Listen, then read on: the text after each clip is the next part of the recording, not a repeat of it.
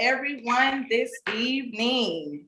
Welcome to BellaMaze Women's Organization's panel discussion, where tonight we are going to talk about a very important topic, which is about women's lives during the pandemic.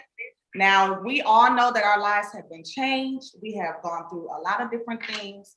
But according to the U.S. Bureau of Labor, because I do my research, this crisis have definitely been tougher on women.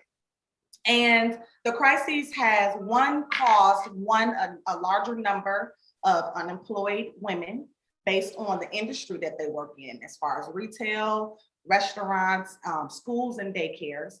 And then two, they shut down the schools and the daycares, which forced women to be challenged in their work, school, and home routine.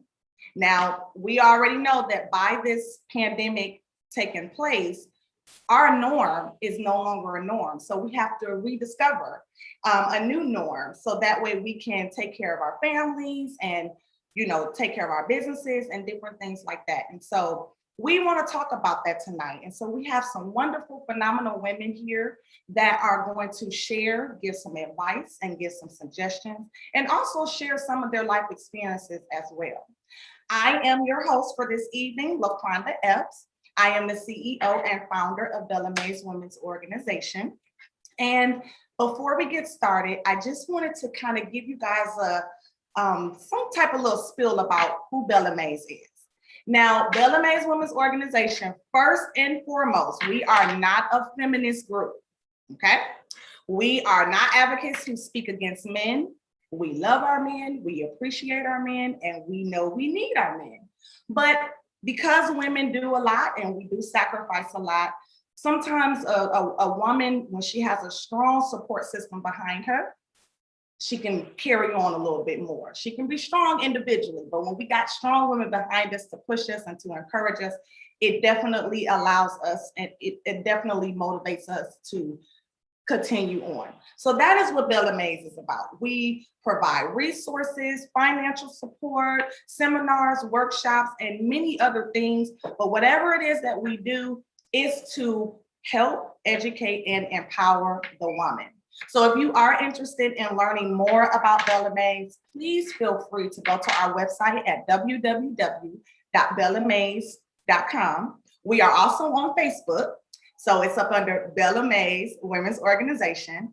And we also have an Instagram page, which is BellaMaze_Organization United.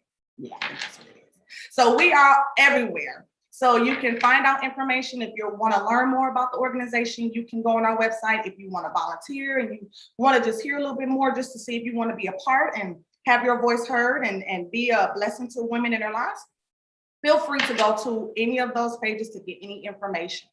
Now, since BellaMaze has been established, like I told you, I have some phenomenal, amazing women that's behind me and that helps this organization. I don't know what I would do without them. And so you'll see them in the yellow shirts, our BellaMaze yellow shirts. And I would like for them to wave at our audience, ladies, our board and our team, if you would just wave at our audience and just kind of welcome them. These phenomenal women that you just see in the yellow shirts and wave, these are amazing women that helps and give their ideas, their skills, their techniques, everything, and it makes BellaMaze who it is today. So I just want to say thank you, ladies, and welcome again. And so with further ado, I would like to go ahead and introduce our moderator for the evening. Her name is Tamara Rogers. Now, Tamara, she is the health and chair of our organization, and she is from Raffle, Michigan. She also has been a physical therapist for over 10 years, and she loves it. She is a Mary Kay consultant, whoop whoop. She loves God, she travels, and she loves to volunteer with her community. Now, Tamara don't really need much of an introduction because her light shines for itself. So with no further ado, you guys, Tamara Rogers, welcome, and you have the floor. Hey, everybody. We are so excited that you are here with us today. You are in for a treat. We have got some phenomenal women on our panel today. So, without further ado, I'm going to introduce each panelist. Let's see. All right. So, first up, we have Katrina Hurst. Katrina, raise your hand. Raise your hand. Yes. So, Katrina is an evangelist. She's a deaconess. She's a life coach, a philanthropist, a brand ambassador, and a personal stylist. Katrina is also the owner of Cole's Castle Learning Center of Performing Arts, and she owns Throne by Katrina Boutique. She is also the founder of a nonprofit organization called Royalty, and she's passionate about inspiring others to be the best that she can be. So, woo woo, Katrina, yay, we're so excited to have her. Now, next up, we have Miss Devonda Mccormick, who passionately and lovingly goes by the name of Vaughn. So that's what I'll be calling her. So Vaughn has a plethora of professional experience that includes her being a former professor, a mortgage servicing assistant manager, and now she currently serves as a program supervisor. Vaughn mentors young women in her community, designs shoes, hosts events, and provides motivational speaking. And she is passionate about putting God first in everything that she does and bringing women back to the place of loving themselves. So wave for us, Vaughn. So excited to have you. Awesome, awesome. Next up, we have Miss Danelle Brown. Danelle is a court executive. She's also an author and a leadership and diversity and inclusion trainer / consultant. She also has her very own business called Inspiring Minds. And Zanelle is passionate about inspiring women. So raise your hands, Zanelle. Awesome, awesome. We are so excited to have you. Those are our panelists for today. We were supposed to have Tori Barnes, but unfortunately she wasn't able to make it with us today, but the show must go on. And we got a great panel. So we are going to get started with some questions. Each panelist is going to have 3 minutes to answer each question. If you hear the buzz, buzz, buzz, that means time is up. I know you've got a lot to say, but we only have so much time. So if you hear that buzzer, means your time is up. Okay, ladies, are we ready? Okay, so the first question is for Katrina. Katrina, how has the pandemic affected your finances and ability to care for your family? Well, hello, everyone. I would say the pandemic, since last year, I've been an entrepreneur for 20 years. So I always had a good budget, like a mind to know how to keep things flowing. So I had a reserve, thank God.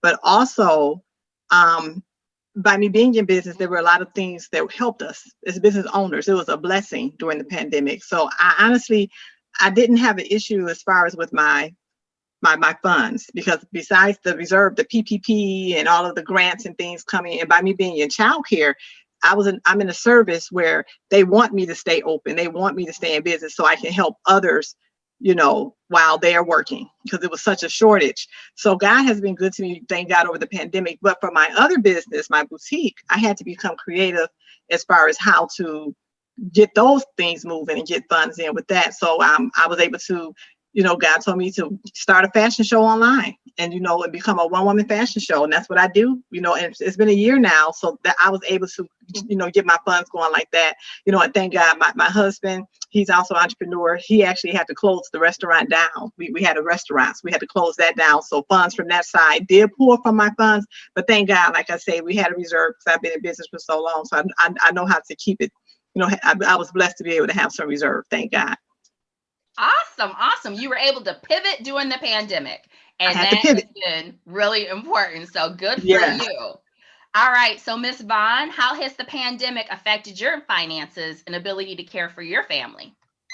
So this pandemic has really forced me to kind of be an entrepreneur. I am, like you said, I'm a program supervisor. So the pandemic has taught me to have multiple streams of income. So now I do have multiple businesses, multiple streams of income. And honestly, I don't think I ever would have pushed myself out more if it wasn't for the pandemic. So in the beginning, it did kind of start off, well, what am I going to do? So it kind of prepared me for the vision that I had to go ahead and start these extra businesses. Okay, good. Sometimes we need something to happen to us in order to give us that push that we need to do what we were supposed to be doing anyway. So, okay, great answers. Okay, so the next question is for Danelle. How has the pandemic affected you physically? How has the pandemic affected you physically? Well, first of all, thank you for having me. And definitely, when you go to college that first time and you gain 20 pounds and you're like, woo, I didn't know my body could handle that. I gained 20 pounds. And then it was like, okay, so it was about what was I cooking at home that was not good for me. I was doing a lot of comfort eating. So let's get rid of the chips, the ice cream, and I love like hot tamales and all those, wonderful candies. So it wasn't doing very well for me with the weight. And also it was initially a fear of going out because you didn't know if I touched something, if somebody breathed on me. So it became very insulated in your home became it. Yeah. And when you were at house, watch TV, eat. So definitely stopping to take a look at those patterns. So I would not self-destruct. So many people have that same story. I hear so many people, they've gained 20 and 30 pounds and now they're trying to get it off. So yes. I'm glad that you thought about it and changed what you were doing at home with that. Yes. All right. So Miss Katrina, how has the pandemic affected you physically? Physically, I want to say, I honestly learned how to rest because being in business, being a mom, a wife, I didn't realize how much I was on the move. Yeah. And then when the state shut down, I was like, thank you, God. I was like, it wasn't, I was sad because of what was going on and people were losing loved ones. But when I tell you, I got the best sleep for the first month ever because by me being in childcare, I never close. I'm open every day except Saturday and Sunday. And when I was at my home daycare, I used to be 24/7, 7 days a week. But that was 18 years ago. So after I opened up my business, my commercial business, I went to just my normal hours. But when I tell you, that rest was the best rest. So I was able to get some good rest. I'm snacking, eating, then, having the opportunity to have the time to exercise, but don't want to. So,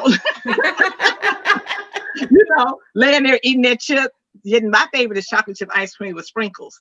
So I'm like, oh, do we got cookies? Do we got sprinkles? And I'm snacking, but boy, oh boy. So I definitely can tell, yes, the pounds were coming on and I said, I got to do something about this. And then it was cold.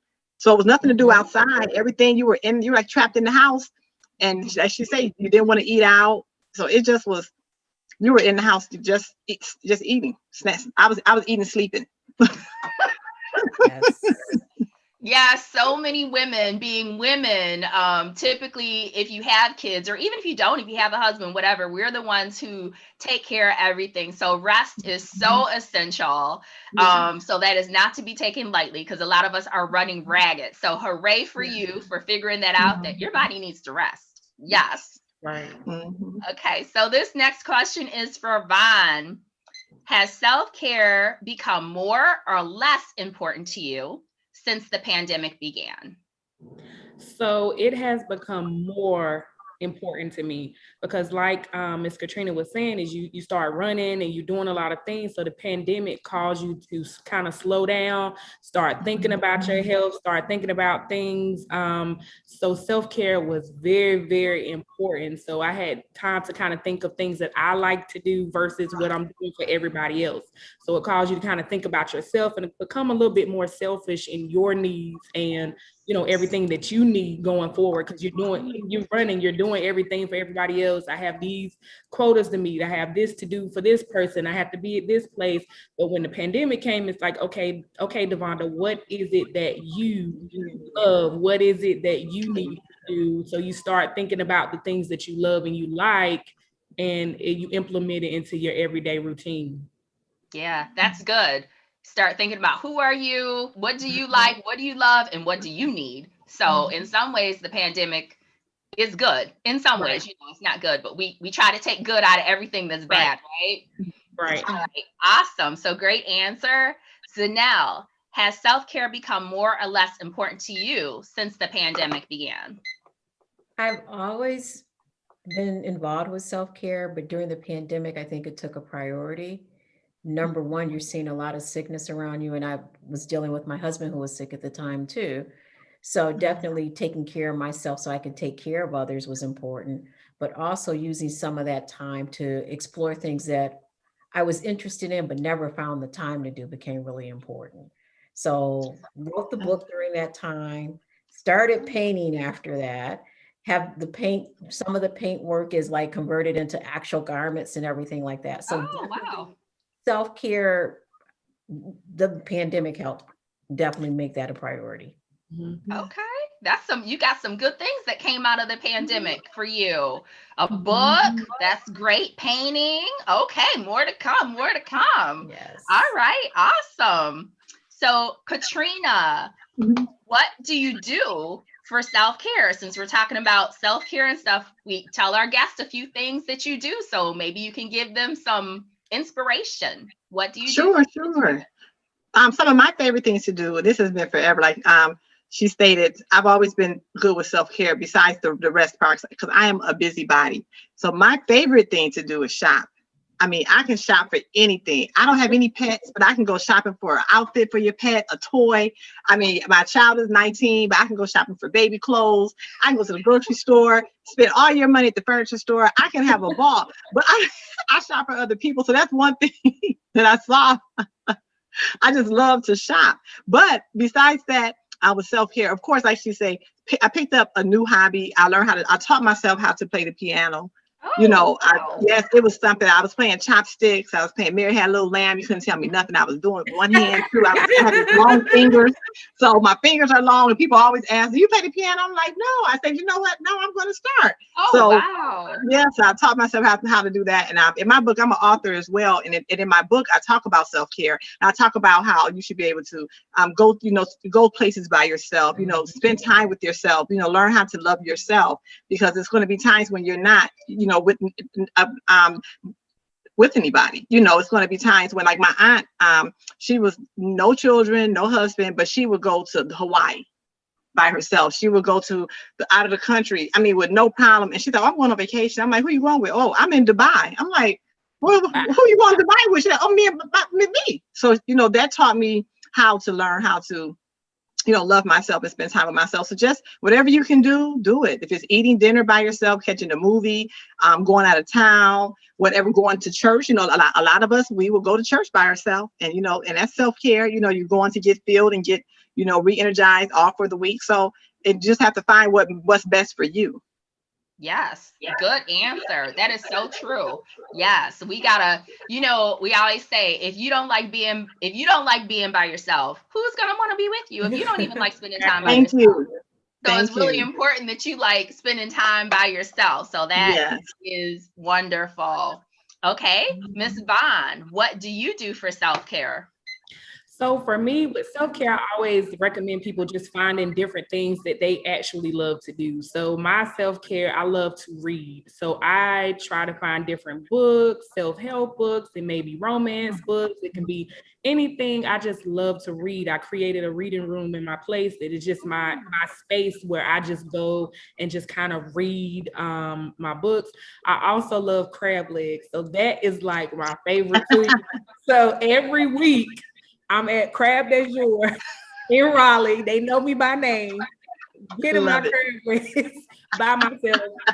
I know we talked about, just loving yourself. I'm an only child, so I'm used to being by myself. Eating by myself is not a big deal for me. I'll just go to a restaurant and kind of, just relax and eat, and then, humming, as what they say, people hum when you eat, and so kind of hum doing my crab legs. And another thing, like Miss Katrina said, I love to shop. As you can see, my girlfriends have a jewelry store. Shout them out. Beautiful. But yeah, I love to shop. I actually, shop all the time. I love putting outfits together for, different, especially plus size women that don't know how to shop for themselves. I just love, letting them know different stores, where to put things together. So anything dealing with fashion, I just absolutely love it. And of course, I'm an image consultant as well. So those are the things that's just my self-care and just makes me happy. Awesome. Awesome. Be careful with them crab legs, though. I don't know how many pounds you put on with crab legs, but be careful with I that. know that's probably where the weight came from with this pandemic, because I'm every week I got time to go get crab legs. That is awesome. That is great. Okay, let's see. Good answers, ladies. So, Ms. Danelle, this one's next for you. What 3 tips do you have to balance homeschooling and work life? Now, I'm going to put this clarifier on here. When we ask these questions, even if you don't have kids, or even if your kids aren't, you're not homeschooling, I believe that all of us as women have some good advice for this. So even if you don't have kids, you can still answer the question. So what 3 tips do you have to balance homeschooling and work life? What tips would you give our viewers? So you're right. I don't have any kids at home. They're all adult. Thank you, Jesus. But I work in the environment that I work in. I work with a lot of moms. So one of the things I would say is, if you have a partner at home, it's time to divide some of those duties. Tip number 1, you don't do it all by yourself. Have that conversation and to figure out what the other person can contribute. Tip number 2, reach out to family members. I'm a grandmother, so reach out to grandmas, aunties, or whatever, because you're going to need a break from that. And sometimes you may also find that one of those people have the skills like to homeschool, or the patience to homeschool. That's not me, but I'm just saying you may find somebody who has that. And number 3, be patient and be kind on yourself and be kind with your kids, because they've never been through a pandemic. We've never been through one. So extend grace. Extend grace. Yes, that's good. Grace for yourself and grace for the kids, because nobody's been in that area. So you lose your temper, you lose your cool, you act a little crazy. The kids do the same. Everybody deserves some grace. So those were some good answers. Thank you for that. Okay, Miss Katrina, what 3 tips do you have to balance homeschooling and work life? I would definitely say I grew up in a home with 5 sisters. My mom had all girls. So she taught us definitely how to have a balance. And I watched her growing up, and she would prepare things at night or for the week before. So she would iron all of our school clothes for the week, our church clothes for the week, meal prep, so those are some good things you can do, especially now, because a lot of times if you're at home, you can, do those things. You have time. Also to try to figure out a family night. Try to choose one day a week, maybe a Tuesday or something. Make it a game night. Make it just grab some pizza. Don't cook. Just grab some little hot and readies or something. Wherever you are around town, you find a little pizza spot and spend some quality time, because with so much going on and a lot of the deaths, you don't know when the last time you're going to be with your loved one. So it's also, good time to find that balance when just to have fun. A lot of times we're on the move so much. Right. You don't have that anymore. There's no game nights. Everything is everybody's on their phone. It's time to eat dinner. Put your phone down and just have no type of communication, but face-to-face conversation. And I would say the other thing is also to have, because we couldn't go to church. So to have your time for your prayer and your home, time to have a Bible study at home. It was funny. I had a whole schedule. It's only my son, my husband, and myself. So I'm like, look, y'all, we're going to have a prayer night. We're going to have a game night. We're going to have a night, a pizza cookie night. They looking at me like, okay, lady, go sit down. So when you got too much time in your hands, when is the daycare opening back up? The pandemic needs to be over. But I can tell you, we were able to create some great memories. So just another tip, to go right along with those nights, it's about creating just a lasting time with your loved ones, because you just don't know when your last time will be. Right. That is so true. That is so true. Those were some great tips. Yes. Prayer. People didn't have time for that, gather around. Let's have some community prayer in the home and fun time. So great answer. You gave a variety of everything. I think you covered everything in there. So, okay. So the next question is for Vaughn. So what 3 tips do you have for stress relief during this pandemic? So I know we've been talking about self-care, but let's talk about stress now. So, and it might be the same answers, it might be something different, but what 3 tips do you have for stress relief during this pandemic? Ms. Vaughn? Okay, so I would say with stress, it means that you have too much on you. So it depends on the field that you're in. If you can delegate some of those responsibilities where you're not solely committed to doing everything on your own. Also taking a break, a breather. If you're faith-based, kind of, praying, taking time to pray, just kind of renewing your actual mind. Another thing is maybe taking a drive with music.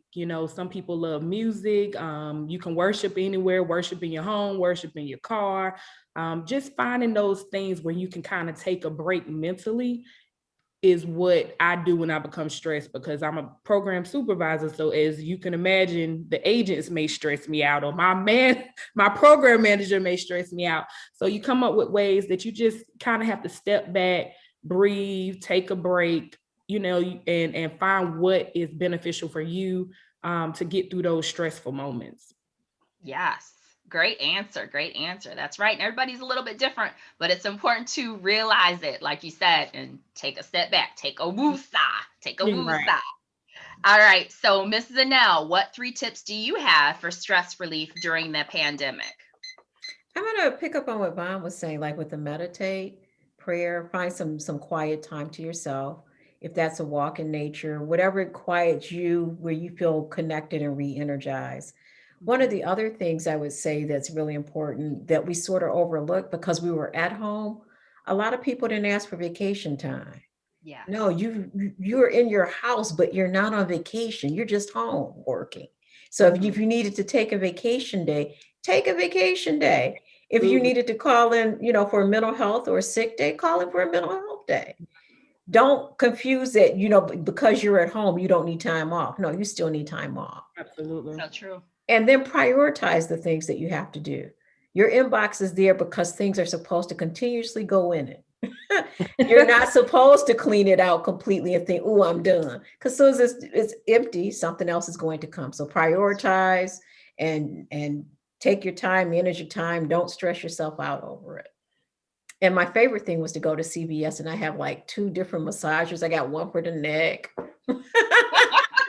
Yes. I got the heating pad in the back one. So, find some toys or something that'll help you de-stress. Right. That's good. That's good. And that you make such a good point that just because we're at home, you still need a vacation. Mm-hmm. You need a vacation from the dog. You need a vacation from the husband, from the kids, whatever, from the house. Yes. So that was a great point with that. Just because we're home, it doesn't mean we're on vacation. Yes. All right. Okay. So ladies, everyone's going to answer this question. So we talked about stress relief, but how do you know the difference between being stressed out and being depressed? Is there a difference? How do you know the difference between being stressed out and being depressed? So we're going to go through, everybody's going to answer these questions. Katrina, let's hear from you first. Yes. I can say honestly, I'm always a happy-go-lucky person. Like I can always be optimistic, like, oh, it's going to be okay. People bring their problems to me and I'm the problem solver. I can fix it. So I can see the stress when it's coming on. Like I stated before, when I know it's too much stress, one of my right eyes and my left eye, something get to twitching. And I'm like, hold on a minute. I'm doing something I'm not supposed to be doing. And I'm like, so I would go back and reanalyze what I said yes to, what I said I can do, what's all on my plate, and what I need to scoop off the plate so this eye too will stop twitching. So it doesn't twitch often, thank God. But I can tell you when I do feel it, I say, something's pulling. But what is it I don't need to do? And as soon as I say no or call that person or whatever I said I was going to say yes to and say, you know what, I'm not going to be able to do it, it stops. So a lot of times your body language will tell you what is going on, to tell you, it's okay to be a no. You don't have to be a yes girl. It's okay to be a no girl too. You have to learn how to say no and pull away from it. I think I haven't been depressed. I've been here, on earth for a while. And I think I haven't felt that, I would honestly can say I've seen depression. I know people who committed suicide from depression, and you can see it's a dark place. And I pray for people constantly with that, who may have that issue, because it's definitely something that's real. But I can tell for me personally, when the stress comes on, I start to say, you know what am I doing? What's going on? And so that way I can tell. So I believe that it is a difference, definitely. And for me, when I see stress coming down the street, I make a left. I say, don't come over here with me. Because you can see it. You can see when it's a stressful situation. You can feel it in your marriage, in your relationship with your child, and you have the power.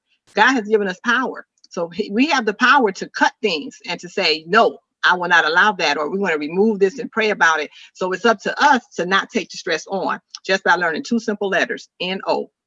Or let me pray about it and I'll let you know. Just don't be so quick to say yes. And I can say, I used to be that girl to say, yeah, I could do it. But God was like, honey, you're going to kill yourself. He said, you can't do everything. You can't be everything for everybody. And my mom always told me, don't be a garbage can. Don't let people come and dump their problems on you. Now you stressed out trying to figure it out. Only take on what you can and what you can't. Of course, you always pray and give it to the Lord, and he'll give you direction to give them. Right. Okay. So in your opinion, you're saying that stress leads to depression for you, or so you kind of. No. Like I said, I haven't honestly experienced depression, so I don't even know what could lead to depression for me. Yeah, I haven't been depressed, thank God. Like I said, I've always been a happy, I have a good support system, and like I said, I know where my help comes from, and that's just me personally. Okay. So I haven't had a bout with depression at all. So I don't know what could lead to depression, but I know for stress, when I see stress coming, I know what stress feels like.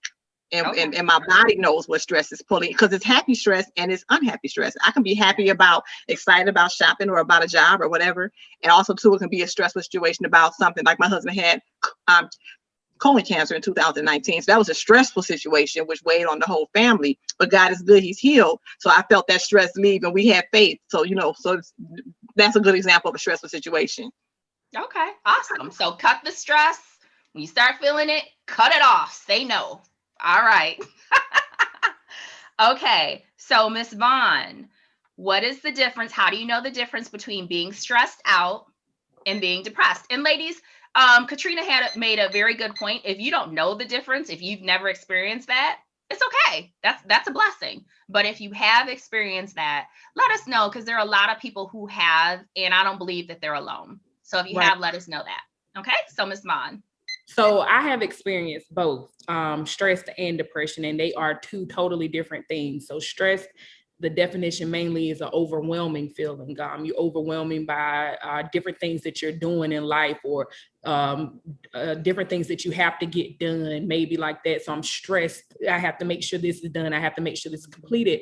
Depression comes from traumatic experiences. So things that has maybe happened in your childhood, things that may have happened in your life. A parent may have died, and you may have went into a deep depression where you don't want to be around people. You're not eating, you're not talking. You may be want to sit in a dark room, different things like that. But mainly the difference is stress is an overwhelming feeling, whereas depression comes from a traumatic experience that you have experienced in your life. And like I said, I have experienced both. So they are 2 totally different things. Okay. Thanks for sharing that. And Ms. Vaughn, what do you do, if you don't mind sharing? Are there a few things that you've done to help with the depression when you were experiencing it? Absolutely. So with the depression, I started going to therapy. Even though I'm a Christian, I'm very faith-based. I feel like therapy is very, very important. And some people are depressed and don't know they are depressed, and your therapist can kind of pinpoint those things, like, these traumatic experiences have happened to you and you really haven't had an outlet. So these are the things that's causing you to actually be depressed. So I'm a firm believer of talking to someone, because, everyone may not understand your experience because they haven't been through it. Like Miss Katrina said, she doesn't understand depression because that's not something that she has been through. So you want to talk to people that have either been through that situation that can help you, or either you want to talk to a therapist, someone who actually talks to people that can help them through that actual depression. Because like you said, Miss Tamara, people actually commit suicide from, it might have been Miss Katrina or Miss Tamara, but people actually commit suicide from depression or stress. Either Yes. one, if you let it take you there. So if to the people that's watching, if this is something that you're actually facing, please go talk to somebody. Therapy is okay. Therapy is excellent. My therapist is I have a guy therapist, and I didn't want a guy therapist, but he ended up being amazing. So, if those are things that you're actually facing, please go see somebody. If you're dealing with suicidal thoughts, any one of us, you can reach out to us, LaQuanda, over this event. But if those are things that you're facing and you're actually watching, I'm an advocate for actually going to make sure that you talk to somebody about those situations. We are here. Yes, great answers. And that is true. Depression is something real. So I tell people, sometimes people say, well, I talk to my friends. Well, that's kind of nice, but your friends aren't therapists. So you really want to talk to someone who's a therapist so they can help you appropriately and give you the tools that you need. So thank you, Ms. Vaughn, for being transparent with that and sharing that with us. We greatly appreciate that. Okay, Ms. Danelle, last but not least on this question, how do you know the difference between being stressed and being depressed? So my background is in law, it's not in mental health. So I'm going to say that up front. Mhm. And from a layperson's perspective, I sort of thought that the stress was the overwhelm, but the depression is when you're overwhelmed and you can't even cope from day to day and you need some additional assistance to do so. So one, you may be able to change some external circumstances and lift yourself up, but the other one, even if you try to do those things, you probably can't sustain that lift and you need some additional assistance in doing so. So that's where the therapy will come in. And I know with a lot of companies, they have the employee assistance program. So definitely if you work somewhere, look into that. And right now, like we're dealing in this pandemic, it's so new and it has so many tragedies and unexpected deaths. It's probably not unreasonable to think that you would be stressed or possibly could be depressed. And you might be going in circles. I can't figure out what's wrong with me. I can't figure out what's wrong. Or what you used to like to do, you're not doing it anymore. Those are signs that you probably need to reach out and talk to a professional to find out, is it stress? Do you need some stress relief? Or is it depression and do you need something more? Yes, yes. So great answer, great answer. So I just appreciate you all answering this question. Now, just to let our audience know, none of us on this call are therapists and trained in this area. This is just a woman to woman, or if there are men on here, this is just a conversation. This is just talking. So none of us have like a degree in counseling per se. Just a side note to let you know this. It's just conversation to get more information, okay? We're helping each other, sharing experiences. Okay, so the next question is going to be for Katrina. What has been your greatest challenge during this time of the pandemic, and what did you do to overcome it? Well, my greatest challenge was trying to teach a bunch of 2-year-olds to wear masks. Let me tell you. So I thank God we have been covered. You all know I'm in childcare. So first it was they don't have to wear masks. Then it was they have to wear masks. Okay, then but me, thank God, I worked at Children's for 13 years before I opened the daycare center. So I saw all kinds of things. But I wanted them to be super protected, and I wanted parents to know that we were taking every step to keep their children safe. So our children had to not only teach them how to wear masks, but also how to wear a shield. So we do both, because believe it or not, they're so small. Once the mask come off, they got a shield. They got 2 forms of protection. So it's just hilarious. So I tell them that you are a superhero with that mask. You turn into, turn from just from Katrina to Super Katrina. And they were like, oh, okay. And then I started calling it a helmet. So I said, go put your helmet on, everybody. Put your helmet. And so the kids were running around. I need my helmet. Give me my helmet. So these are like the 2-year-olds all up. So I have all ages at the daycare up to age 14. So it just was a fun thing. But besides that, I would just say just trying to stay healthy. Believe it or not, by me being the owner and director, just trying to get people to understand your rules, and that, look, I didn't make the rules. I'm just trying to keep us all alive. I have a family to go home to. I had a husband with a low immune system because of chemotherapy, and just trying to keep everything, on the balance scale, and just honestly not being afraid. Because I can tell you, fear, I had to have faith over fear in this thing, because I stayed closed from March 17th all the way to August 4th. And every time, I had other daycare centers that were open. My girlfriends were open. They were like, we're open. But a lot of them, sad to say, they were catching the COVID left and right because they weren't prepared. And so for me, it took preparation. I wanted to make sure that everybody who came through that door, which they don't come through anymore, we stop them at the door. Wait, stop, take your shoes off, temperature, go wash your hands, we have a little system. We had to get prepared. So just trying to make sure that everybody was prepared to keep them safe. And thank God we've been COVID free, and I've been open since August of last year, and everybody's been safe. So that's the blessing. Yeah, it's a blessing. I thank him every day. And I say, I will put my life on the line daily for these children, and my staff, so that to make sure parents can go to work and do what they need to do. Yes. Okay. Awesome. I love that. COVID free the whole time. And I love the helmets. That's so creative. I love that. So kudos to your creativity for that. Yes. All right. Miss Vaughn, what has been your greatest challenge during this time of the pandemic, and what did you do to overcome it? So my career-wise, I'm a program supervisor for a pharmaceutical company. So we were not work from home. So having 15 agents under me, and majority of my agents going to work from home, that was a big transition, because you have to figure out new innovative ways to make sure that they're doing what they're supposed to do. Just kind of adjusting to this newfound work from home. You can't coach, in person. So you have to do it over the phone. You just have to figure out how to keep that team morale up with everybody being work from home. You may have one that may not be doing what they're supposed to do, kind of figuring out ways to kind of get them to the level they were in the office.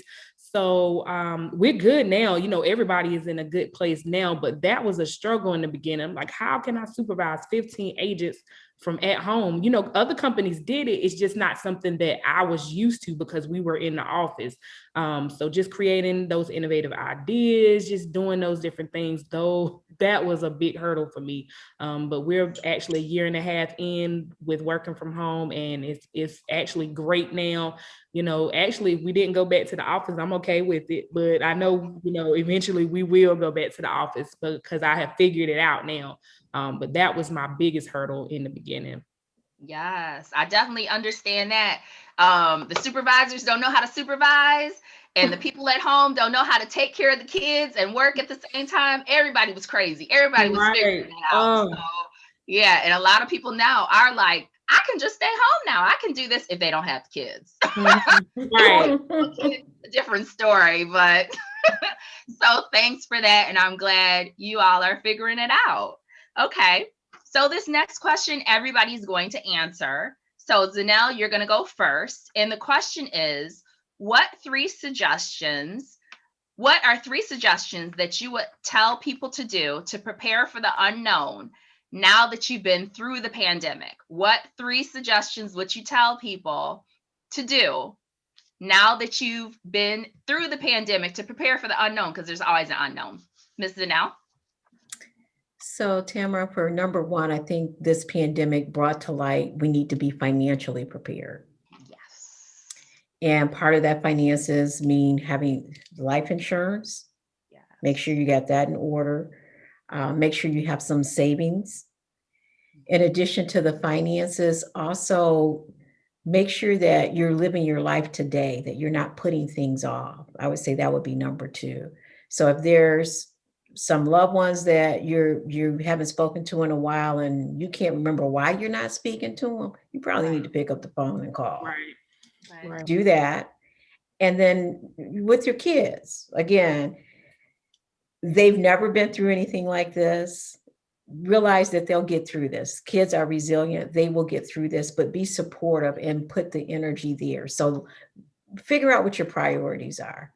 You got a lot on your plate, and invest in your priorities, your loved ones, your children. And like I said, you're going to need the financial pieces in order. Get your financial house in order. Okay.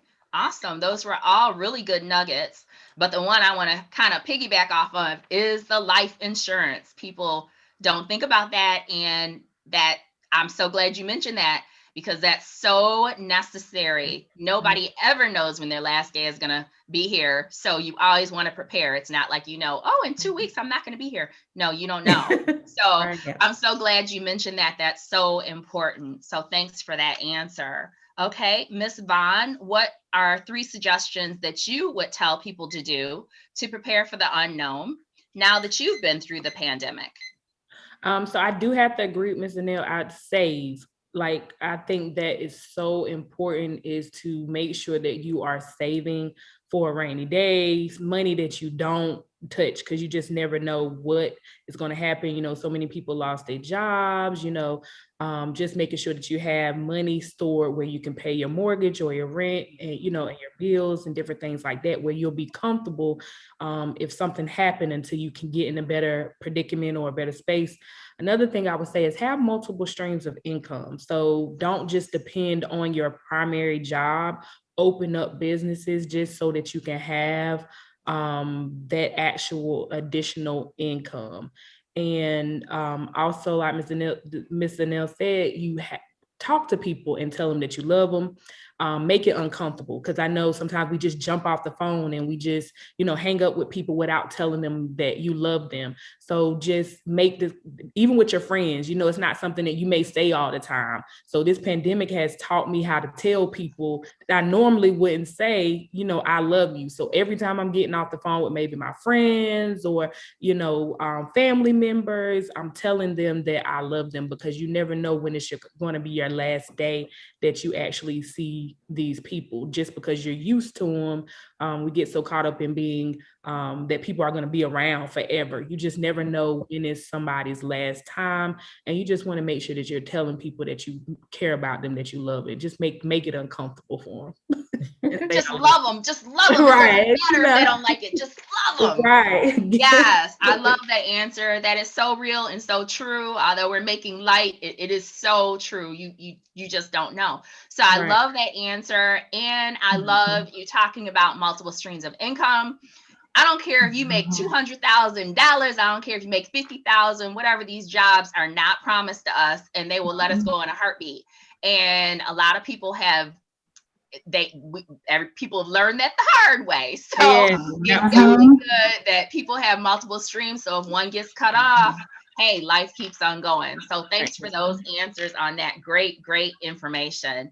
All right, Miss Katrina, you're up next. What are 3 suggestions that you would tell people to do to prepare for the unknown now that you've been through? I'm laughing, been through. We're still going through the pandemic. We're still going through. That's right. I want to say exactly what they said, especially you, Vaughn. Pick up on you something to do. I don't care if you learn how to make a cake from grandma. I don't care if you learn how to knit. You better sell them hats. You better sell that pound cake. I tell people I will never be broke. My bishop taught us that. I will sell pencils to kindergartners. I will sell snow to a snowman. I will sell shoes to a construction worker. I will figure out a way to get some money, in the right way. So I say, Lord, so I'm telling you, I take all of my gifts. That's one thing. I have a book, and it talks about finding your niche. So for me, shopping is my niche. So that's why it's easy for me to do what I do. Also to definitely, make you a little sack or get you a kit together. At the daycare center, we have to have our like non-perishable items. It's one of the cases of tornado. In case, for example, something happens and your child can't go home for a couple of days of flood, I may have to keep your child. So we may not have any power. So I have like canned goods, water, towels, soap, underwear, diapers. I have a lot of things that I can keep. So that way your child needs to spend the night with Miss Katrina, they'll be okay. So do that for your home too. Pack a suitcase and have it all ready. You have to make a run for the border and keep some gas in your car. Stay, you have to I'm telling you all, a couple of weeks ago, they was having an issue with the gas. I told my husband to go fill up all 4 of the vehicles. Don't play. We want to be ready in case the gas is $5 a gallon now. You just don't know. So just try to be ready if you can. And the last one I would say is to definitely enjoy your family and your loved ones. I do miss going to church. I miss being around a fellowship of people. When you're born and raised in church, you used to be in there seeing people every Sunday. That right there was something I was like, okay, dang, I do miss it. And I'm a servant first. Out of everything that I do, I'm a servant.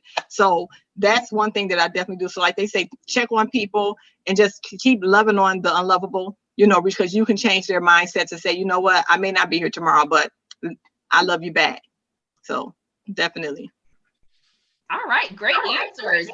That's something to think about. You are the woman of preparation. Never thought about that. Have a pack of luggage in your house, because that's so true. Things happen. You could have the house could burn down. There could be a tornado, any of that, and you're kind of going around trying to put things together. So that was my favorite out of everything that you said, was having that pack luggage. But of course, all those are great answers. Great answers. Panelists, thank you. So, hey, guests, don't hop off yet. We've got some stuff still you want to stick around for. But panelists, I just want to thank you for your transparency and for answering those questions, shedding some light on your lives and having this conversation, this engaging conversation. Guests, stay tuned, because we have up next our CEO, LaQuanda. So I'm handing it off to you. Hey, Tamara, you did such an awesome job, ladies. Yes, Awesome. We actually have some questions from people from our viewers in our chat. And I wanted to go ahead and bring those questions. And Tamara, I'm gonna go ahead and ask the questions only because you can't see the chat. But the first question is from one of our viewers. Her name is Aquanetta. And this is for all three of you to answer. And then we'll start. After this question, we'll start with Danelle first. What do you do if your employer is forcing you back to work when you have been working from home since the COVID and you're not really sure yet? Mm-hmm. So the employer gets to decide, hey, it's time to open, but you may want to have the conversation with your employer. Tell me what's the precautions. I'm not supposed to go into some place that's not safe. Tell me what's the precautions that when I come back into your place of employment, I'm going to be safe. And most employers hopefully will do that. Will have that conversation with you before you're supposed to report back. Because number one, I want you to feel safe, because if you're here and you don't feel safe, you're not going to work very well. And if you're not safe, that means that you're going to be sick. You're going to get other people sick, and I'm still not going to be able to do my business. So I need for you to be safe. So definitely have a conversation about, what's the safety precautions. If you're in a represented environment where you have a union rep, go that route about it too. But I think a responsible employer is going to make sure they have precautions in place.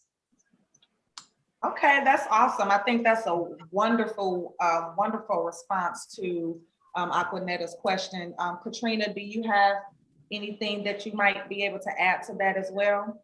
Definitely. When the pandemic opened up, I had one employee that was scared to come back. Her anxiety was taking over. She called and told me, and I told her, just like Ms. Danelle said, I can make it as safe as possible. We had I ordered lab coats, the helmet, the mask, the arm bands to cover up the arms, just like the doctors wear. We always had gloves. So we were ready. We had inside shoes, but her anxiety just was not letting her come. So to keep her comfortable and as well, so she wouldn't make my children nervous, I just, suggest that she would have to just find honestly somewhere else to work, because I didn't fire her. She, left on her own. But if it wasn't comfortable for her, I don't want to make anybody feel uncomfortable. I have a great staff. They've been with me for years and everybody feels comfortable, but she just did not feel comfortable. So I just had to try to explain to her, like she said, the best way we can. I won't have you come in here and get sick and make children sick or you sick, but she just was not comfortable. So unfortunately, Aquanetta, you may have to change careers. And it may not be a career change, just maybe employers. And sometimes it's for the better. A lot of times, let me tell you, we try to hold on to jobs. We try to hold on to careers, men, whatever. And it's not really meant for us to. Mm-hmm. So when God is trying to teach you something or tell you something, it's okay to let go. If I was still been at Children's Hospital for all these years, I would never have the daycare center. I would never have these experiences to tell you all. But I took a step out on faith, left my job making $50,000 a year. Had a college degree and everything, and God said leave. And I'm like, you sure, God? You talking to me? And he said go. And I left. And I have not looked back since. I have not lacked, but out of obedience, this is where he has me now. So just, I'm going to pray about it and ask God to lead you on what to do. And also, if there's some anxiety, you may want to see a medical professional to seek treatment for the anxiety too. That's right. You're on mute. And that's a really good point, Katrina, because you know, you have a lot of different people who have different situations. You have single moms. I mean, it's just so many different scenarios. People who do have anxiety, they don't want to come. They're single moms and they're at home and they're working from home. And, you know, they just have a lot of little different scenarios going on. And some people are not ready. Like, just like with my employer, thank God, they just announced that we won't be going back into September. But just think about how that's going to affect a lot of people when everybody got to go back in September, because there are still people who have not gotten the vaccination. There are still people who are not comfortable. So what do you do? You know, so like I said, it's always it seems like moving forward, it's going to always be a new discovery. So thank you for that response. And can I just add one more thing, Quan? Sure. Let me tell you, I have a parent who, she's a single mom, has 2 kids, and she's ready. She wants to go back, because she's in the house going cuckoo for Cocoa Puffs, because she's used to being around people and working with people. You understand what I'm saying? So she's like, Miss Katrina, I don't like being at home, working from home. I do not like it. You know, so I'm like, oh, I felt so bad for her, because think about the people who are at home. I have another mom who takes care of her older parents and her grandparents, you know, so sometimes they're around older people, so they may take the virus home. So it's a lot of things that you're saying, you know, that's very true. And I was just going to add to that, you know, being in a leadership role, a lot of people don't talk to their human resources either. So what people don't know behind the scenes, there are a lot of forms, there are a lot of things that you can actually sign that can assist you with accommodating you to be at home. So whatever company you work for, you might want to check with your human resources department. That's what they're there for. You know, sometimes the supervisors may not know, or your leadership may not know, but human resources can tell you based off your situation, okay, this is what we can do for you. And it may be forms that you can actually sign that permanently lets you work from home. So if this is a company that you want to stay at, a company that you want to actually work for, check with your human resources department to see what your options are, because there are always options. So never let a company tell you there are not options. There's always, trust me when I say there are always options. There are always loopholes around everything. But you guys have to ask the questions. If you know this is something that you can't deal with and you can't do, go to your human resources department, tell them your situation, and they can tell you your options. Yeah, and surprisingly, I'm sure y'all all are being blessed by all the little different benefits from the pandemic. So like Devonda said, there's something that can work in your favor in dealing with this, especially if you have children. And you say, you know, different little things like you want to stay at home, and, you know, you got your child that's virtually at home doing schooling and stuff. So it's always something that could benefit you and help you. So ladies, thank you so much. Aquanetta, I hope that answers your question or give you a little bit of insight. And I have one more question from one of our viewers, and this will be our last question for the evening. As restrictions are being lifted across the country, any thoughts or suggestions for women on how we should adjust to the new norm? And we can start with Devonda first with that question. So I'm one of the women I'm vaccinated. So I have been vaccinated for a while. That was a hard decision for me to actually make, because I don't even like taking the flu shot. But I'm around my grandmother, I'm around my mother, I'm around people who have health issues. So it was just a decision for me that I had to make. Plus life goes on. I feel like this is going to be like the flu. It's going to be around for a long period of time. It's not something that's going anywhere. It's not going to miraculously disappear. So our life can't stop. We're going to have to keep it moving and go on. So I would say, you know, you just have to move forward. You know, if you're faith-based, just pray over that fear, cover yourself, and don't stop living, because it's, like I said, it's something that's just gonna be here. So yeah, that's just me. So I just said that I'm just gonna live. I'm gonna pray over myself. I'm gonna get vaccinated, because even with being vaccinated, it's still no guarantee. But you have to move forward in life. You can't let this stop you from your goals, dreams, or anything that you have moving forward. All right, thank you, Devonda. That's awesome. Katrina? Yes. Now, me personally, I haven't taken a shot. My husband and my son, we haven't taken a shot, but my mom has, and it tickled me. So I made her spend the night when she got hers. I said, I want to make sure you don't turn into a man overnight. You got that shot. What's going on? So we joked about it. She just woke up like, oh, my arm hurt. I'm a little sleepy. But other than that, but me personally, I took the flu shot like about 15 years ago, and I thought I had left the earth and witnessed saw the Lord himself. And I was so sick. I didn't know what happened. I said, what's going on? So I haven't taken it. I'm definitely praying. I stay masked up. Sometimes I have on 2 masks and a helmet. I don't mind wearing the mask. In the wintertime, it keeps my face warm. You know, I can speak to people with my eyes. How you doing? You know, I'm smiling with the mask on. You know, I don't mind the mask. But some people do. I don't have a problem with it. But like you say, it's the new norm. I get it to match my outfit. I'll bling it out. Whatever goes with it is fine, because I know it's going to be here for a while. I don't let my guard down. I just keep washing my hands. When I eat chips at the daycare, I put a glove on and just nibble the chips. You know, I wash my just to keep. I just try to stay as healthy as possible. You know, and thank God I haven't had any complications. So I'm gonna continue doing that until the Lord says different. I pray, and I'm seriously just taking one day at a time. You know, I believe God, our lives are predestined, and we all have a birthday, and we all have that little time in the middle, and we all have a death date. And it's what we do with that little time in the middle that makes the difference.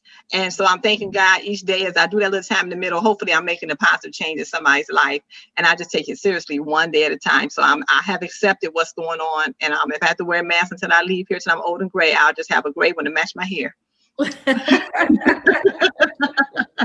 I love how optimistic you are about the whole thing. You know, a lot has definitely happened and our lives have changed tremendously in so many ways. We do need to have more of a positive outlook, because even though it hit us hard, there is still some positive things that we can pull out of that. So that's pretty cool, Katrina. Thank you.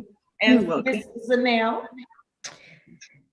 I would definitely say, I know in Michigan, we're getting to the point where you can remove the mask. I would not be quick to remove my mask. I would continue with all the safe hygiene stuff. Keep your eye on what's the new developments, because even with the vaccine, it's new and everything isn't known. So, you know, stay tuned to see what's going on. And I think that that's probably one of the biggest things, is that we have to educate ourselves, be aware what's going on, and make sure we make the right decisions for us. Some of us may choose to get the vaccine, and others of us may choose not to, because it's not the safe thing for us to do. But get the information and make the best choices possible. I just wanted to chime in on that too, LaQuanda, if it's okay. Yes, go for it. So I just want to say, it doesn't matter what your faith is, who you believe in. But I feel like this is a time that you have to really be plugged into your faith and be able to pray and make decisions for yourself to whatever God or being or whatever entity you believe in, and get an answer. So even if a doctor says do A or do B, it's a time where you need to have a relationship with that being or that faith or whatever, and ask, is A or B okay? Because you can find a doctor on the left, you can find a doctor on the right. And I just think this is a time, what's right for me might not be right for you. So you really got to be able to be into whatever spiritual being you're into and ask the questions to see if it's right for you. I just think it's really important for that at this time. Be plugged into your faith. Absolutely. Yes, absolutely, Tamara. Thank you so much for that. That's good. This is good information, and this is very, very awesome. You ladies did a wonderful job, and we are going to continue with our evening. If I can bring back our board of directors and team, please, if they can all come back.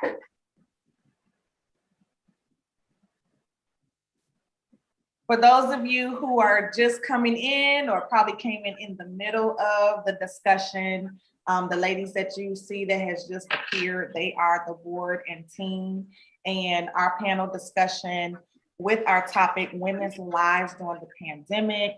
These are things that we have just discussed, and we have these beautiful, phenomenal women that has just given us great advice and suggestions, and even their own personal experiences through this whole thing, and just being transparent with us. And so we want to thank you guys again and applaud you guys so much for just being willing to come here and to allow our audience to listen.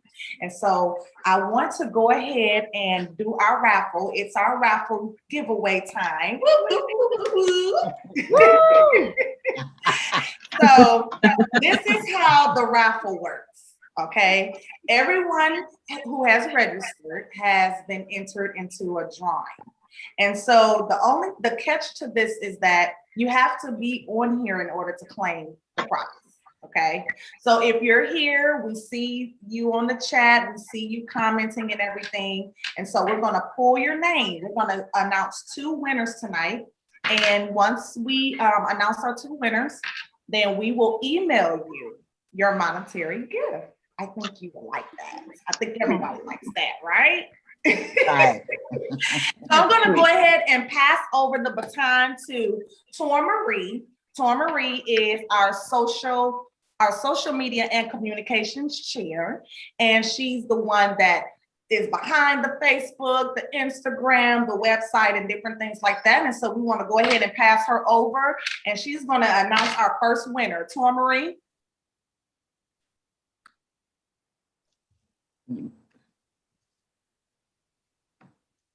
All right, so thank you, LaQuanda, again. I just want to say thank you, everybody, for joining this panel. I hope you guys found this very informative and fun. So without further ado, we are going to announce our first winner. So can I get a drum roll, please? All right, and the winner is Susan Alvarez.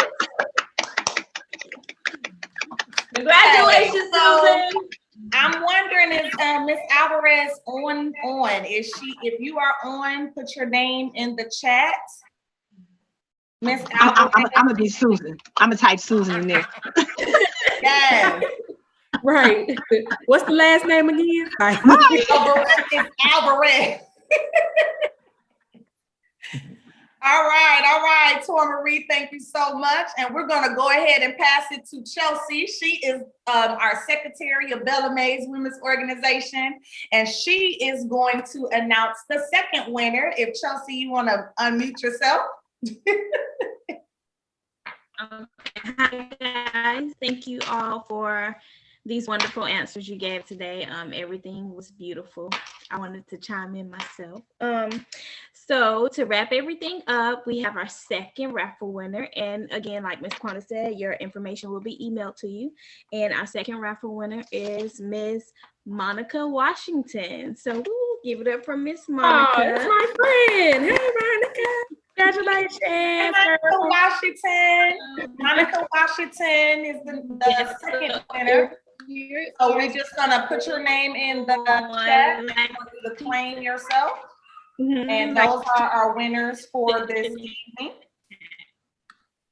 So we just want to thank everybody for coming out and listening to what we have to say and allowing us to speak to your hearts and just have a little bit of fun. And we're going to close and we're going to end by saying that we are all BellaMaze. We are a woman helping another woman. We are here to encourage, we are here to empower, and to make the woman a better woman. And so if you first invest in yourself and you know who you are, as far as investing in yourself as a woman, then you know what the next woman may need as well, regardless to her situation, regardless to what she's dealing with on a daily basis. We can all relate to each other and we can all help at some point. So we just want to thank you guys for coming this evening and hope that you guys have a wonderful, blessed day. Thank you so much.